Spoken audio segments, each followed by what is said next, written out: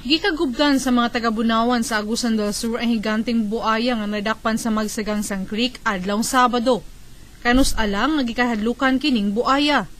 Human gila pa ang gamayng kabaw, ang buaya usab ang gitulong ni atake sa usa ka nangisda.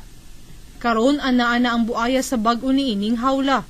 Di natimanon siya sa mga taga-Protected Area and Wildlife Division sa DENR. Sumala sa DENR Northern Mindanao, usa ka saltwater crocodile kining lalaking buaya. Possible siya na hindi lang sa Philippines kundi sa world. Possible record-breaking size niya. Anaa sa 21 feet o 6.4 meters ang katason sa buaya. Ug dunay gibug-aton nga halos usa ka tonelada.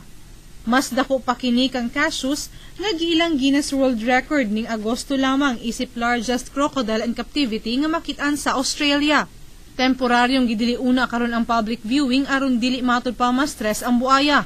Pero dili magkumpiyansa ang mga taga-Bunawan tungod duna pay usa ka buayang gipangita ang mga otoridad nga giingong mas dako pa kaysa sa nalakpan ni adtong Sabado. Charmaine Awitan, Patrol sa Caraga.